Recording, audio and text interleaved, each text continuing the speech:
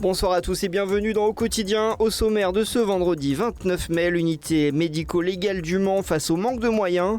3 jours après leur élimination en play-off fin de saison pour le MSB est déjà l'heure du bilan. Et puis une nouvelle volière aux eaux de Pêcheret. À l'invitation de la députée Élise Le Boucher, on a pu découvrir l'unité médico-judiciaire du Mans. Une structure au service des personnes victimes d'agressions, rattachée au service de médecine légale d'Angers. Nous faisons actuellement plus de 1400 actes annuels et nous recevons une enveloppe de la justice pour 1000 actes par an. Un décalage qui a des conséquences directes sur le fonctionnement interne de l'unité, alors que les actes effectués sur demande judiciaire sont en constante augmentation. Plus de 20% l'an dernier. Les fonds supplémentaires nous permettraient peut-être de pouvoir recruter d'autres médecins, de permettre d'augmenter notre activité sur les gardes à vue, sur les examens de corps, mais également sur la prise en charge des victimes. Et ce qui est important, c'est pouvoir répondre quasiment 24 heures sur 24, avoir une astreinte. C'est évidemment quelque chose qui serait très intéressant, quoi. Car l'un des rôles essentiels du médecin légiste est d'aider les magistrats à qualifier l'infraction, en décrivant précisément les blessures subies par la victime ou en effectuant les prélèvements ADN. Les violences intrafamiliales et les violences sexuelles, ça représente 40% d'activité.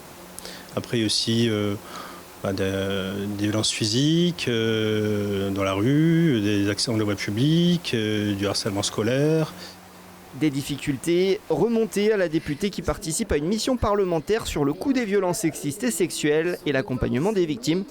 Le rapport sera présenté après l'été.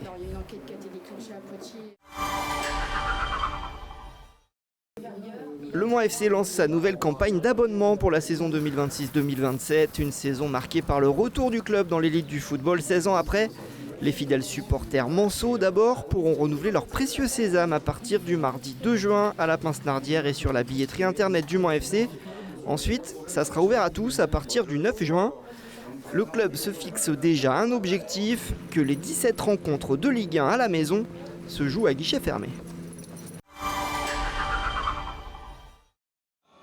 L'heure du bilan pour le MSB privé de titre dans une saison ponctuée de réussite. Déjà, si on n'avait fait qu'une finale, on aurait été très satisfait. On a fait 3. Et c'est la deuxième saison consécutive où c'est pleinement réussi. Une affluence moyenne en légère baisse en championnat, 5228 spectateurs contre 5357 la saison dernière, mais plus satisfaisante que prévu avec la BCL et la Coupe de France. Plus de 115 000 spectateurs sont venus à Antares Arena et la Coupe d'Europe justement. Ce qui est certain, c'est qu'il y aura une Coupe d'Europe l'année prochaine. On est officiellement candidat à l'Eurocoupe, ça je pense qu'il n'y a pas de mystère. Avec des enjeux économiques qui déterminent aussi le budget, le club termine l'exercice à l'équilibre autour des 8 millions d'euros, un record. La même chose est espérée la saison prochaine. Avec quelle équipe? Difficile de se projeter pour le moment. Mais le chouchou d'Antares, Trevor Hudgens, ne devrait pas poursuivre l'aventure en tant que... On est obligé de lui laisser explorer le marché. Il fait partie des joueurs qui émergent en Europe et qui sont performants, donc il est regardé. Une certitude, sous contrat jusqu'en 2028, l'entraîneur Guillaume Vizat sera là, malgré des sollicitations extérieures.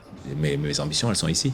Il y a quelque chose qui est difficile à toucher pour un entraîneur, c'est d'être dans un environnement sain, dans lequel on peut se dire les choses, quand ça va bien, quand ça va pas bien. L'entraîneur, réputé pour sa confiance envers les jeunes, pourra se servir de l'exemple Bastien Grassoff, 19 ans dans quelques jours et promu dans l'équipe première cette saison. C'est une super victoire supplémentaire pour le club.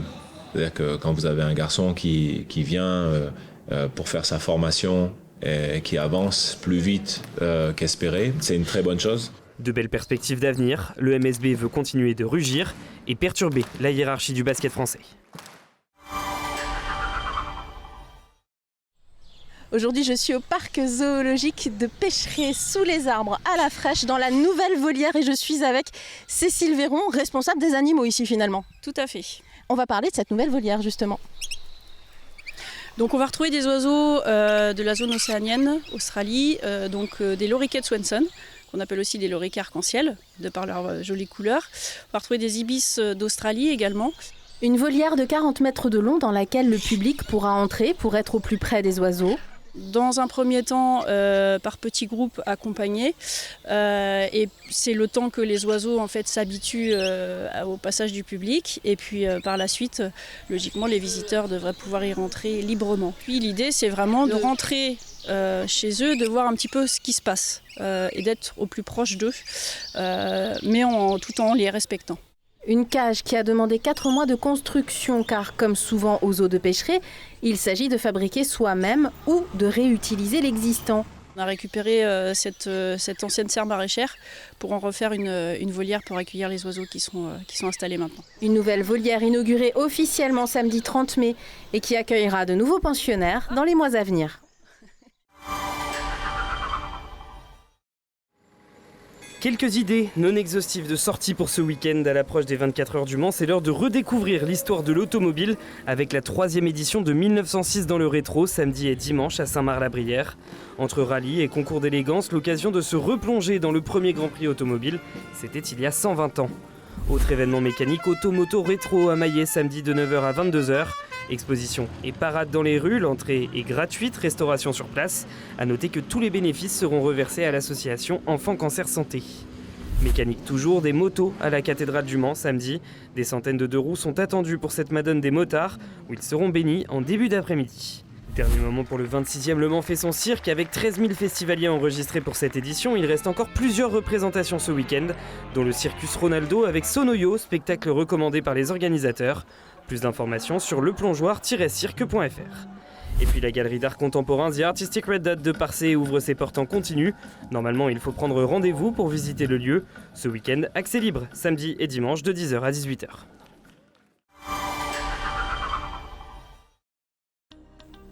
Voici la météo du samedi 30 mai, une journée globalement moins chaude que cette semaine. Les températures sont comprises entre 18 et 19 le matin, comptez 31 à 33 degrés l'après-midi, au Mans ainsi que dans le Sud-Sarthe.